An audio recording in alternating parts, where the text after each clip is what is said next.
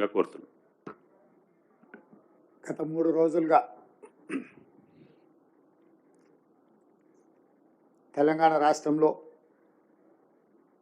అత్యధికంగా వర్షపాతం కురవడం వల్ల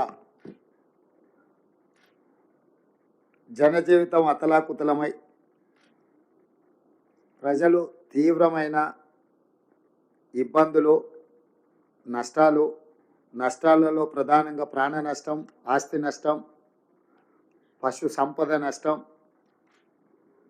ప్రభుత్వం యొక్క ఆస్తులు, రోడ్లు కావచ్చు, భవనాలు కావచ్చు, విద్యుత్ శాఖకు సంబంధించిన సబ్స్టేషన్లు కావచ్చు, ఇతర చాలా శాఖలకు సంబంధించి ముఖ్యంగా లక్షలాది ఎకరాలలో వ్యవసాయ పంటల నష్టం కావచ్చు, అన్ని రకాలుగా ప్రజలు తీవ్రమైన కష్టాలను, నష్టాలను ఎదుర్కొంటున్నారు.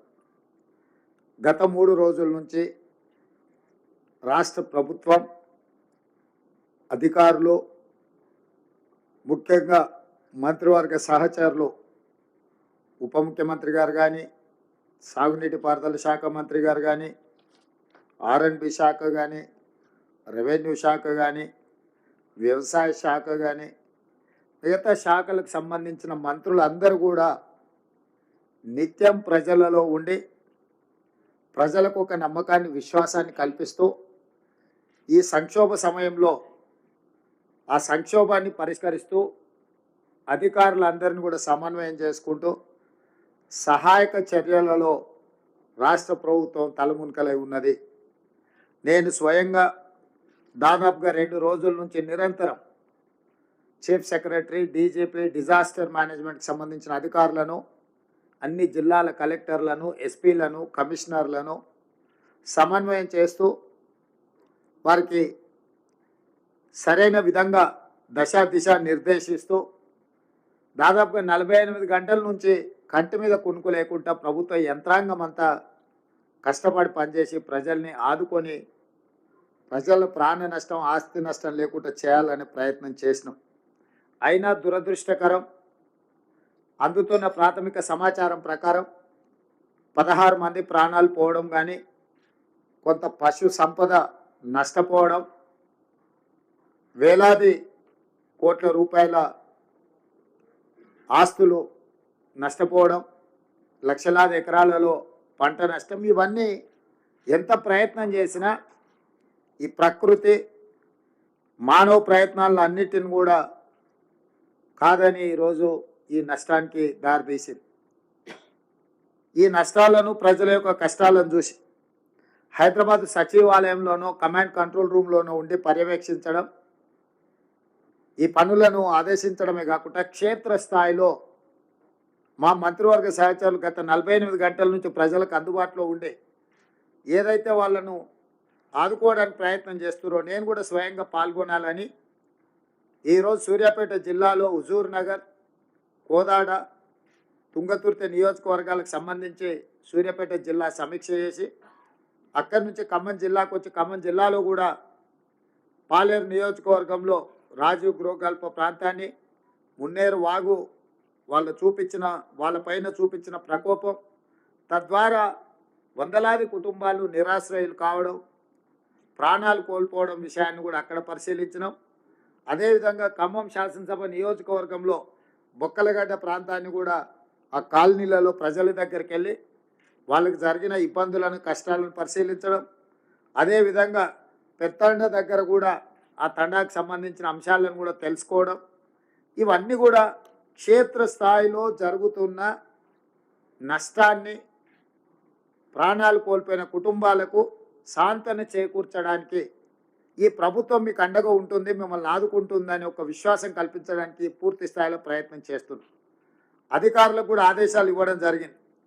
అంటు రోగాలు, ఎందుకంటే వర్షం అత్యధికంగా వచ్చినప్పుడు, వరదలు వచ్చినప్పుడు వరదతో పాటు కాలనీలకు, ఇళ్లకు, కుటుంబాలకు బురద రావడం, వరద పోయినా కూడా బురద అట్లే ఉండడం, తద్వారా అంటు రోగాలు వేగంగా వ్యాపించడానికి అవకాశం ఉంది. ప్రాణ నష్టం జరిగిన వాళ్ళకు, ఆస్తి నష్టం జరిగిన వాళ్ళకు ఒక రకమైన ఇబ్బంది అయితే, ఈ అంటు రోగాలు వేగంగా విస్తరించే అవకాశం ఉంది. కాబట్టి అధికారులకు బ్లీచింగ్ పౌడర్ కొట్టమని కానీ, సున్నం కానీ, లేకపోతే ఫాగింగ్ అంటే దోమల బెడద నుంచి కాపాడడానికి అందరినీ ఆ పొగ ఇవి చేసేది కానీ, కాలనీల హ్యాండ్ స్ప్రే వాటిని ఇవ్వడం కానీ, ఇట్లా ప్రతి విషయంలో దోమలను కూడా నియంత్రించడానికి, అంటురోగాలను నియంత్రించడానికి కలెక్టర్ల నేతృత్వంలో అధికారులను సమన్వయం చేస్తూ మెడికల్ అండ్ హెల్త్ కానీ, MAUD municipal administration and urban డెవలప్మెంట్కి సంబంధించి మున్సిపల్ శాఖ అధికారులను, పంచాయతీరాజ్ శాఖ అధికారులను, అన్ని డిపార్ట్మెంట్లను సమన్వయం చేసుకుంటూ కలెక్టర్లు ఈ 48 గంటలు నిరంతరం పనిచేసారు. వాళ్ళందరూ నిరంతరం పనిచేయడం వల్లనే ఆస్తి నష్టం, ప్రాణ నష్టాన్ని తగ్గించగలిగినాం. 100% నియంత్రించలేకపోయినా పూర్తి స్థాయిలో అదుపులోనే ఉంచి నష్టాన్ని నివారించగలిగినాం. ఈ నేపథ్యంలో ఈరోజు ఈ పరిస్థితులన్నిటిని కూడా ప్రధానమంత్రికి, కేంద్ర హోంశాఖ మంత్రికి వివరించడం జరిగింది. National disaster management authority chairman prime minister ఎప్పుడైనా ప్రకృతి వైపరీత్యాలు రాష్ట్రాలలో సంభవించినప్పుడు కేంద్ర ప్రభుత్వం ముందుకొచ్చి ఉదారంగా రాష్ట్రాలను ఆదుకోవాల్సిన, పేదలకు సహాయం చేయాల్సిన బాధ్యత కేంద్ర ప్రభుత్వం మీద ఉన్నది. కాబట్టి తక్షణమే ప్రధానమంత్రిని భేషజాలకు వెళ్లకుండా మాట్లాడి, కేంద్ర హోంశాఖ మంత్రితో మాట్లాడి తెలంగాణ ప్రజలకు వచ్చిన కష్టాన్ని వివరించి తక్షణమే నష్ట నివారణ చర్యలకు ఎన్డీఆర్ఎఫ్ నుంచి సిబ్బందిని తీసుకోవడం, ఇట్లాంటి అన్నిటి మీద కూడా కేంద్ర ప్రభుత్వంతో సమన్వయం చేసుకుంటూ రాష్ట్ర ప్రభుత్వంలో ఉన్న అధికారులకు అందరికీ కూడా ఆదేశాలు ఇస్తూ మంత్రివర్గ సహచరుల సహకారంతో ఇప్పటి వరకు నిర్వహించినాం. ఈరోజు క్షేత్రస్థాయిలో పరిశీలించిన తర్వాత ఈరోజు ఉదయమే కొన్ని అంశాల విషయంలో ప్రభుత్వం కొన్ని నిర్దిష్టమైన నిర్ణయాలు కూడా తీసుకోవడం జరిగింది. దీంతోపాటు ప్రధానమంత్రి గారికి తక్షణమే ఇది జాతీయ విపత్తుగా గుర్తించాలి. ఒక ఆంధ్రప్రదేశ్లోనే కాదు, ఆంధ్రప్రదేశ్లో ఉన్న కృష్ణా జిల్లా కంటే తెలంగాణలో ఉన్న ఖమ్మం జిల్లా అత్యధికంగా నష్టపోయింది, తీవ్రంగా ఇక్కడ ఈ ప్రభావం చూపించింది.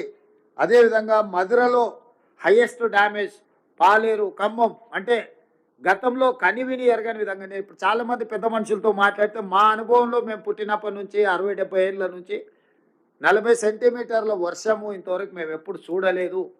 తక్కువ సమయంలో అత్యధికంగా వర్షం కురిసింది, ఇట్లాంటి విపత్తునే మేము చూడలేదని చెప్తున్నారు.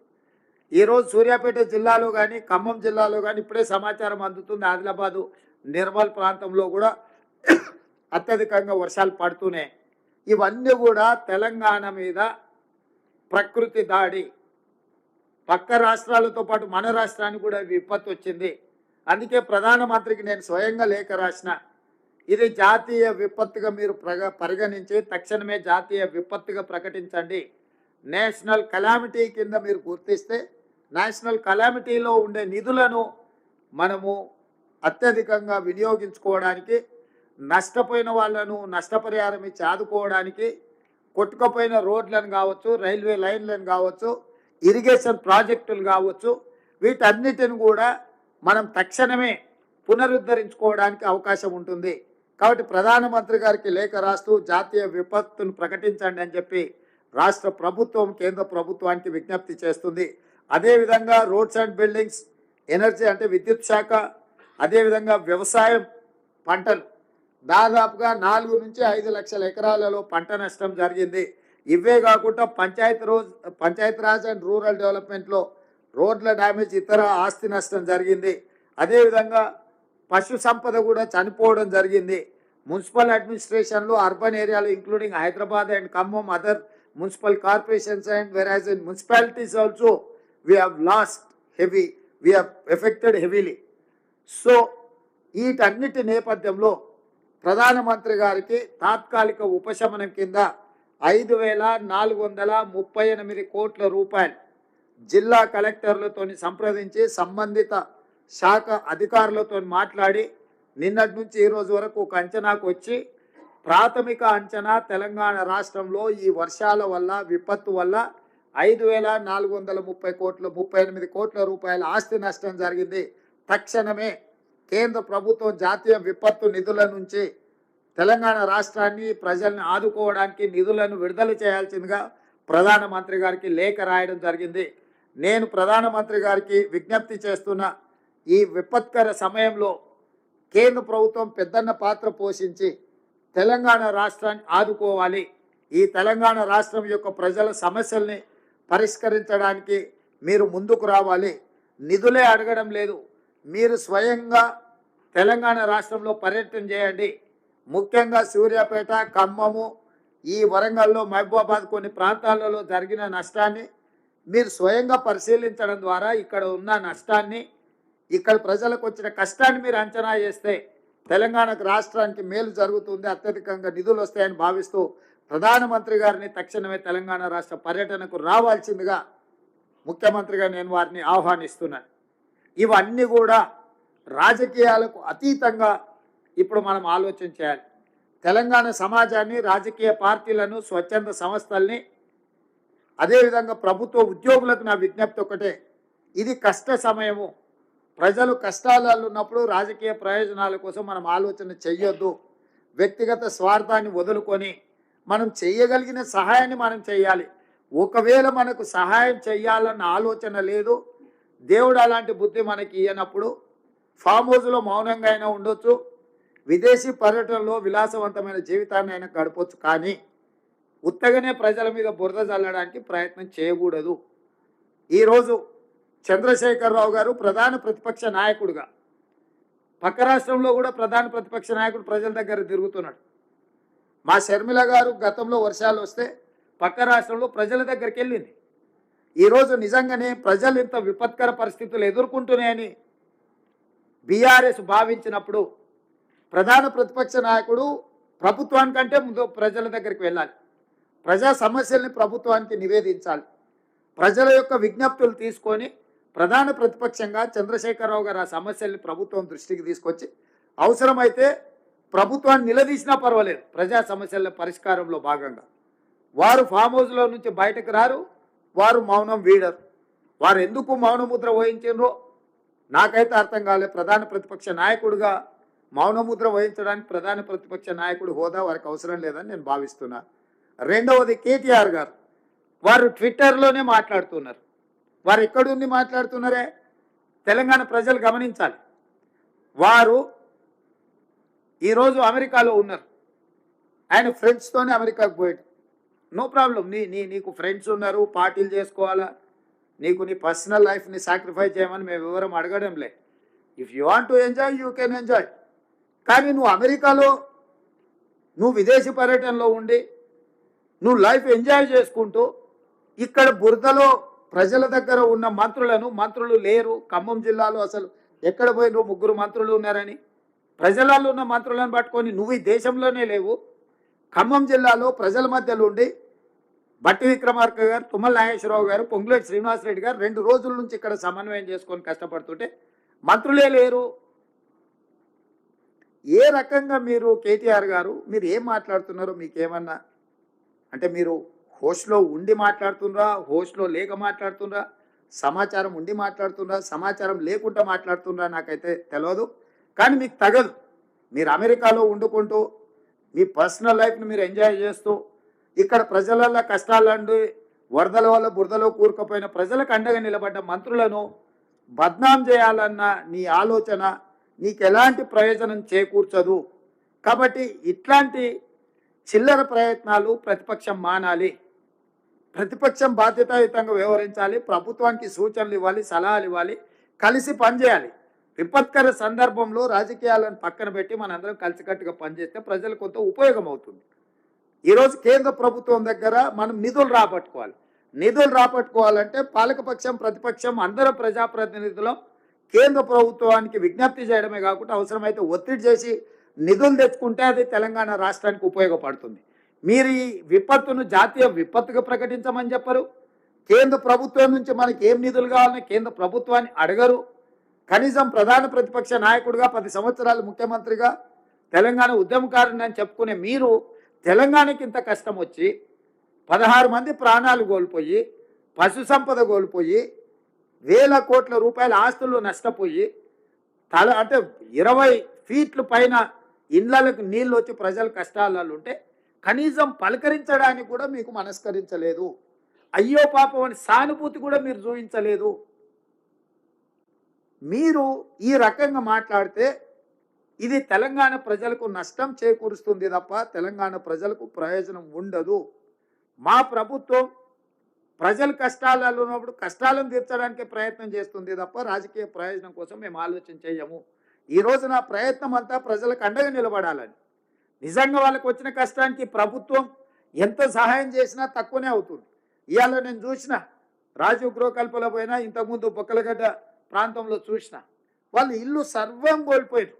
ఒకరొకరు 30 ఏళ్ళు 40 ఏళ్ళు కష్టపడి కొనుక్కున్న ఫ్రిడ్జ్లు, టీవీలు, మంచాలు, ఇంట్లో ఉండే బియ్యం, పప్పు, ఉప్పు, బెల్లం, చింతపండు, మంచి నూనె సర్వం నీళ్ళలో కలిసిపోయింది, సర్వం కొట్టుకుపోయింది. తొడుక్కునే బట్టలు, కట్టుకున్న బట్టలు కూడా నీళ్ళలో బురదలు ఊరుకుపోయారు, ఇళ్ళలో బురద నిండిపోయింది.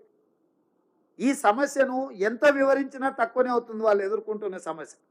వాళ్ళని ఆదుకోవడానికి అర్జెంటుగా వాళ్ళకి కావాల్సిన తినుబండారాలు కావచ్చు, లేకపోతే క్యాంపులు కావచ్చు. దాదాపుగా 34 క్యాంపులు ఖమ్మం జిల్లాలోనే ప్రజల కోసము ఈరోజు ప్రభుత్వం నిర్వహిస్తుంది. 34 క్యాంపులలో దాదాపుగా 2119 కుటుంబాలు, 7467 మందికి రాష్ట్ర ప్రభుత్వం అన్ని రకాల వసతులను ఏర్పాటు చేసి just in one Khammam district, Khammam head క్వార్టర్స్లో.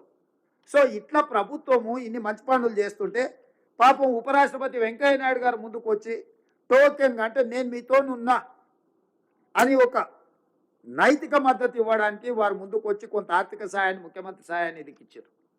10 సంవత్సరాలు మినిమం 1,00,000 కోట్లు దోసుకున్న మీరు ఓ 1000 కోట్లు 2000 కోట్లు ఇస్తే మీకు మీరు చేసిన పాపాలలో కొంతమైన కడుక్కోవడానికి ఉంటుంది కదా. కేసీఆర్, కేటీఆర్, హరీష్ రావు గారికి అది చెయ్యరు. చిల్లి గవ్వ కూడా ప్రజలకు ఇయ్యరు. కానీ ప్రభుత్వం చేస్తున్న పనులను, ప్రభుత్వం చేస్తున్న మంచి పనిని అభినందించకపోయినా ఈ ప్రభుత్వం మీద ఈ బురద రాజకీయాలే చేయాలని ఆ కుటుంబం ప్రయత్నం చేస్తుంది. కాబట్టి ఈరోజు ఇలాంటి విపత్కర పరిస్థితుల్లో ఒకటి, తెలంగాణ రాష్ట్ర ప్రభుత్వం చేయాల్సిన అన్ని రకాల సహాయాలను తెలంగాణ రాష్ట్ర ప్రభుత్వం అందిస్తుంది.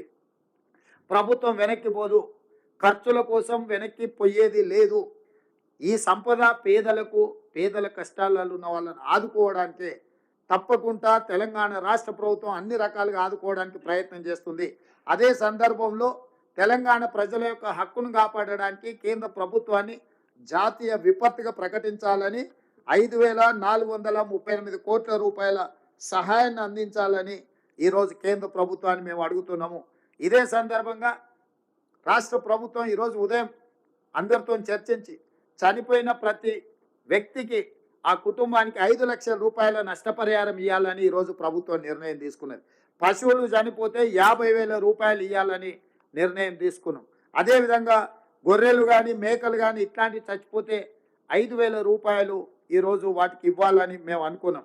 అదేవిధంగా పంట నష్టం, ఇసుక మేటలు పేరడం కానీ, వర్షం వల్ల కొట్టుకుపోవడం కానీ దాదాపుగా 4 నుంచి 5 లక్షల ఎకరాలు నష్టపోయిందని పత్రికలలో మేము చూస్తున్నాం. నేను రెవెన్యూ అధికారులకు, ముఖ్యంగా కలెక్టర్లకు, రాష్ట్రంలో ఉన్న వివిధ ప్రాంతాల కలెక్టర్లకు, రెవెన్యూ సిబ్బందికి, వ్యవసాయ శాఖ సిబ్బందికి తక్షణమే గ్రామాలలో పర్యటించి క్షేత్రస్థాయిలో అంచనా చేసి ఎన్ని ఎకరాలు పంట నష్టపోయింది, ప్రతి ఎకరాకు 10,000 రూపాయలు నష్టపరిహారం రైతులకు ఇవ్వాలి అని ప్రాథమికంగా ఈ ప్రభుత్వం ఒక అంచనాకు వచ్చింది. ఇదే కాకుండా ఇళ్లలో నీళ్ళు వచ్చి నష్టపోయిన వాళ్లకు తక్షణ ఉపశమనం కోసం పర్టికులర్గా బొగ్గలగడ్డ దండ కానీ, లేకపోతే రాజీవ్ గృహకల్ప ప్రాంతంలో కానీ 10,000 రూపాయలు నగదు వాళ్లకు. ఇది నిజంగా ఏ మాత్రం కూడా వాళ్ళకి జరిగిన నష్టానికి ఇది 1% కూడా కాదు. కాకపోతే అత్యవసరంగా చేతిలో ఖర్చులోకి ఉండదు కొన్నిసార్లు చాలా కుటుంబాలకు. ఎందుకంటే వాళ్ళు రోజువారీగా కష్టపడి సంపాదించుకొని కుటుంబాలను వెల్లదీసే వాళ్ళు ఉంటారు. అట్లాంటి వాళ్ళకు కూడా తక్షణమే 10,000 రూపాయల లాగా ఈ కుటుంబాలకు కూడా ఇవ్వాలని అత్యవసరంగా ప్రభుత్వానికి నివేదికలు పంపించి అడగాలంటే చాలా ఆలస్యం అవుతుంది. దానికోసం కలెక్టర్కి, ఖమ్మం కలెక్టర్ ఖాతాలో 5 కోట్ల రూపాయలు తక్షణమే కంటింజెన్సీ ఫండ్ కలెక్టర్ గారికి ఇచ్చిన. ఎందుకంటే కలెక్టర్ క్షేత్రస్థాయిలో వెళ్ళి అక్కడ ఏదైనా సమస్య చూస్తే అది 2 లక్షలు 5 లక్షలు ఖర్చు పెడితే ఆ సమస్యకు అక్కడ కాలనీకి పెద్ద రిలీఫ్ ఉంటుంది. వారి దగ్గర డబ్బులు లేకపోతే వాళ్ళు ప్రపోజల్ పంపించి సెక్రటేరియట్కి పంపించి సెక్రటేరియట్లో ఒక ప్రొసీజర్ని అడాప్ట్ చేసుకొని ఆ నిధులు మంజూరు చేసుకోవాలంటే పునకాలం కాస్త గడిచిపోతుంది. కాబట్టి తక్షణమే ఖమ్మం కలెక్టర్ ఖాతాలో కంటింజెన్సీ ఫండ్ కింద ఒక 5 కోట్ల రూపాయలు విడుదల చేసి నేను బయలుదేరిన. సూర్యాపేట కలెక్టర్ ఖాతాలో ఒక 5 కోట్ల రూపాయలు నేను పెట్టడం జరిగింది. ఇంకా ముగ్గురు నలుగురు ఖాతాల్లో సూర్యాపేట, మహబూబాబాద్, కొత్తగూడెం, ఖమ్మం ఇట్లాంటి కలెక్టరేట్లకు 5 కోట్ల రూపాయలు కంటింజెన్సీ ఫండ్ ఆ కలెక్టర్లకు ఇవ్వడం జరిగింది. అత్యవసరంగా కలెక్టర్ డిస్క్రిషనరీ పవర్. ఎక్కడికైనా కలెక్టర్ పర్యటనకి వెళ్ళినప్పుడు ప్రజలు ఆశిస్తారు, కలెక్టర్ గారు వచ్చిందంటే మా సమస్య ఏదో పరిష్కారం అవుతుంది, మాకు ఏదో సహాయాన్ని అందిస్తారు. కానీ ఆ కలెక్టర్ గారు పోయి ఉత్త చేతులతోనే వస్తే ప్రజలు తీవ్ర నిరాశకు లోనవుతారు. అందుకోసమని కలెక్టర్లను ఆ విధంగా కాకుండా కలెక్టర్లను కూడా ఎక్కడికైనా వెళ్తే సమస్యలు పరిష్కరించడానికి వాళ్ళకి 5 కోట్ల రూపాయలు వాళ్ళ ఖాతాలో పెట్టడం జరిగింది. రెండవది, ఇప్పుడు మా కలెక్టర్ గారు చెప్పినట్టు ఇక్కడ సమస్య వచ్చినప్పుడు, బ్రిడ్జ్ మీద ప్రజలు చిక్కుకుపోయినప్పుడు, వరదలో లేకపోతే ఇండ్ల మిద్దె మీద ఉన్నప్పుడు నేషనల్ డిజాస్టర్ రెస్పాన్స్ ఫోర్స్ వచ్చేంత వరకు ఆగాల్సి వస్తుంది. సో కేంద్ర ప్రభుత్వం మీద ఆధారపడితే మినిమం 24 గంటల నుంచి 36 గంటలు అవుతుంది వాళ్ళు వెనక్కి రావడానికి. అందుకే ప్రభుత్వం స్పష్టంగా ఒక నిర్ణయం తీసుకున్నది. నేషనల్ లెవెల్ ఎట్లయితే డిజాస్టర్ రెస్పాన్స్ ఫోర్స్ ఉంటుందో, స్టేట్లో కూడా తెలంగాణ రాష్ట్ర ప్రభుత్వం కూడా సిమిలర్ లైన్స్లో స్టేట్ డిజాస్టర్ రెస్పాన్స్ ఫోర్స్ని ఎస్టాబ్లిష్ చేసుకోవాలని ఒక 8 యూనిట్లను, ప్రతి యూనిట్లో 100 మంది ఉండే విధంగా వాళ్ళ దగ్గర పూర్తి స్థాయిలో సామాగ్రి అంటే బోట్లు కానీ ఇతర సామాగ్రి వాళ్ళకి అందుబాటులో ఉండే విధంగా రాష్ట్రం నలుమూలల 8 ప్రాంతాలలో వాళ్ళు ఉంటే, ఎక్కడ ఏదైనా సంఘటన జరిగినప్పుడు నెక్స్ట్ మినిట్ వాళ్ళు అక్కడికి రీచ్ అయ్యే విధంగా, అక్కడికి చేరుకునే విధంగా రాష్ట్రంలో 8 ప్రాంతాలలో ఈ ఫోర్స్లను కూడా మనం పెట్టాలని ఈరోజు నిర్ణయం తీసుకున్నాం. 10 సంవత్సరాలు గత ప్రభుత్వం ఎన్నిసార్లు వరద వచ్చినా కనీసం SDRFని కూడా పెట్టుకోలేకపోయింది. కనీసం దీనికి ఒక విధానాన్ని కూడా అడాప్ట్ చేసుకోలేకపోయింది. ప్రభుత్వానికి ఒక పాలసీ లేకుండా పోయింది. 10 సంవత్సరాలు వరదలు వచ్చినప్పుడు ప్రజలు కష్టాలు ఉంటే ఏ రకంగా సహాయక చర్యలను అందించాలనో కూడా గత ప్రభుత్వం విధి విధానాలను కూడా తయారు చేయలేకపోయింది. మీ వైఫల్యాలను కప్పుపుచ్చుకోవడానికి మా మీద బురద చల్లితే ఏం ప్రయోజనం ఉంటుంది? ప్రజలకు ఏమైనా ప్రయోజనమా? కాబట్టి ఈ రకమైన విధానపరమైన నిర్ణయాలు తీసుకొని ప్రజలకి అందుబాటులోకి తీసుకొచ్చి అన్ని శాఖలు, పంచాయతీరాజ్ కావచ్చు, నీటిపారుదల కావచ్చు, R&B కావచ్చు, వ్యవసాయం కావచ్చు, MAUD, హెల్త్, డ్రింకింగ్ వాటర్, పశుసంవర్ధక శాఖ, వీళ్ళందరితో సమన్వయం చేస్తున్నాం. అందరు అధికారులను క్షేత్రస్థాయిలో పనిచేపిస్తున్నాం. ఈరోజు అన్ని రకాలుగా GHMCలో కూడా GHMC కమిషనర్ కావచ్చు, లేకపోతే సైబరాబాద్ కమిషనర్ కావచ్చు, హైదరాబాద్ కమిషనర్ కావచ్చు, అదర్వైజ్ రాచకొండ కమిషనర్ కావచ్చు, వీటన్నిటి ఏరియాల హైడ్రా కూడా ప్లేయింగ్ ఏ క్రూషియల్ రోల్. ఈ కష్ట సమయంలో ప్రజలను ఆదుకోవడానికి రాష్ట్రంలో ఉన్న ప్రభుత్వ యంత్రాంగాన్ని అంతా అప్రమత్తం చేసి, సెలవులు రద్దు చేసి, వాళ్ళందరినీ సమన్వయం చేసుకుంటూ రైతులను ఆదుకోవడానికి, ఈరోజు ప్రజలను ఆదుకోవడానికి, ప్రజల్ని కాపాడడానికి ఈ ప్రభుత్వం చిత్తశుద్ధితో ప్రయత్నం చేస్తుంది. మా ఎంపీలు, మా ఎమ్మెల్యేలు, మా వాళ్ళందరినీ కూడా, ప్రజాప్రతినిధులను ఎన్నికల్లో నిలబడి ఓటమి చెందినా కూడా వాళ్ళందరినీ ప్రజలలో ఉండమని చెప్పినాం. ఈరోజు ప్రభుత్వమే సహాయం అందించాలంటే కొన్ని సమయాల్లో ఆలస్యం అవుతుంది. మా కాంగ్రెస్ పార్టీ కార్యకర్తలు కూడా పిలిపించినాం. క్షేత్రస్థాయిలో ఉండండి, చేతనైన సహాయాన్ని అందించండి, ప్రజల్ని ఆదుకోండి అని కూడా వాళ్ళకి పిలుపునిచ్చినాము. సో ఈ రకంగా ప్రజల్ని ఆదుకోవడానికి అవసరమైన నిర్ణయాలను అన్నిటిని కూడా ఈ ప్రభుత్వం తీసుకుంది. మాకు ఎలాంటి బేసిజాలు లేవు. ప్రతిపక్షంగా మీరు ఏదైనా ప్రజలకు ఉపయోగపడే సూచన చేయండి, ఈ ప్రభుత్వం అమలు చేస్తుంది. మీకు ఎక్కడైనా ఎవరికైనా నష్టపోయిన వాళ్లకు నష్టపరిహారం అందలేదనో, నష్టపోయిన వాళ్లకు సహాయం అందలేదంటే మీ దగ్గర ఏమన్నా సమాచారం ఉంటే ఇవ్వండి. అదేవిధంగా ఇండ్లు కోల్పోయిన వాళ్ళకు, పక్కా ఇండ్లు ఉండి కూలిపోతే అర్హులైన వాళ్ళకి ఇందిరమ్మ ఇండ్లు ఇస్తాం. ఇదే కాకుండా అంతకుముందు ఇందిరా ఆవాస్ యోజన అని ఒక పథకం ఉండేది. ఎక్కడైనా ఇట్లా వర్షాలు అత్యధికంగా వచ్చి ఇల్లు కూలిపోయినప్పుడు ఇందిరా ఆవాస్ యోజన కింద కేంద్ర ప్రభుత్వ సహాయం వాళ్ళ ఇల్లు కట్టుకోవడానికి అందించేది. ఇప్పుడు అది ప్రధానమంత్రి ఆవాస్ యోజనగా మార్చి 5 లక్షల రూపాయలు కేంద్ర ప్రభుత్వం ఇట్లా ఇల్లు కోల్పోయిన వాళ్ళకు కూడా సహాయం అందించమని ఈరోజు కేంద్ర ప్రభుత్వాన్ని డిమాండ్ చేసినాం. కేంద్ర ప్రభుత్వానికి నివేదికలు పంపిస్తున్నాం. నేను కలెక్టర్లకి, అధికారులకు నా సూచన ఏంటంటే, ఈ రకంగా నష్టపోయిన వాళ్ళందరి వివరాలు సేకరించండి. వాళ్ళకి సంబంధించిన రేషన్ కార్డు కానీ, ఆధార్ కార్డు కానీ, వాళ్ళు కోల్పోయిన ఇల్లు కానీ, కోల్పోయిన ఆస్తి కానీ, ఈ వివరాలన్నిటిని కూడా నమోదు చేసి నివేదిక తయారు చేస్తే, ఆ నివేదిక మా దగ్గర ఉంటే కేంద్ర ప్రభుత్వాన్ని సహాయం అడగడమే కాకుండా రాష్ట్ర ప్రభుత్వం అందించే సహాయానికి కూడా ఒక క్రమ పద్ధతి ఉంటుంది, ఒక విధి విధానం ఉంటుంది. కాబట్టి దయచేసి ఇమ్మీడియట్గా రెస్క్యూ ఆపరేషన్లలో ఉండడం, రెండవది రిస్టోర్ చేయడానికి అవసరమైన పనులు చేయడము, మూడవది రిపేర్స్ చేయడము, నాలుగవది జరిగిన నష్టాన్ని అంచనా వేసి రాష్ట్ర ప్రభుత్వానికి నివేదిక ఇవ్వడము. ఈ రకంగా జిల్లా యంత్రాంగం అంతా రాబోయే ఇంకొక 4-5 రోజులు కూడా మీరు కష్టపడి గత 2 రోజుల నుంచి 3 రోజుల నుంచి మీరు ఎట్లయితే అప్రమత్తంగా ఉండి ఆదుకున్నారో రాబోయే 5-6 రోజులు కూడా అధికారులు నిరంతరం అప్రమత్తంగా ఉండాలి. మీరు అప్రమత్తంగా ఉండడం వల్లనే ఈరోజు ప్రాణ నష్టం, ఆస్తి నష్టం చాలా వరకు మీరు నియంత్రించగలిగినారు. రాబోయే 5-6 రోజులు కూడా మీరు ఇదే పద్ధతిలో కష్టపడాల్సిన అవసరం ఉంది. అన్ని శాఖల అధికారులకు, అన్ని శాఖల మంత్రులకు కూడా నేను సూచన చేస్తున్నా, మీ శాఖలకు సంబంధించిన అధికారులందరినీ కూడా సమన్వయం చేసుకోండి. ఎక్కడైతే పెద్ద ప్రమాదం లేదనుకుంటారో, అవసరం అనుకుంటే ఆ ప్రాంతంలో ఉండే అధికారులను ఎక్కడైతే తీవ్రమైన సమస్య ఉందో అక్కడికి తీసుకురండి. తాత్కాలికంగా వాళ్ళ 4 రోజుల, 5 రోజుల, వారం రోజుల అవసరమైతే వాళ్ళని ఇక్కడికి తీసుకొచ్చి ఇక్కడ వాళ్ళను ఈ పనులలో నిమగ్నం చేసి ఆ నివేదికలు తయారు చేస్తే కేంద్ర ప్రభుత్వం, రాష్ట్ర ప్రభుత్వం కలిసి ప్రజలను ఆదుకోవడానికి అవకాశం ఉంటుంది. కాబట్టి ఇట్లాంటి విషయాలలో ఎవ్వరు కూడా నిర్లక్ష్యం వహించడానికి వీల్లేదు. నేను మళ్ళొకసారి అధికారులకు సూచన చేస్తున్నా, ముఖ్యంగా కలెక్టర్ గారికి నేను ఇన్స్ట్రక్షన్ ఇస్తున్నా, ఇట్లా నిర్లక్ష్యంగా డ్యూటీలకు రాకుండా ఎవరైనా అధికారులు ఉంటే తక్షణమే వాళ్ళ వివరాలు సేకరించండి. అందరూ అధికారుల యొక్క సెలవులు రద్దు చేయండి.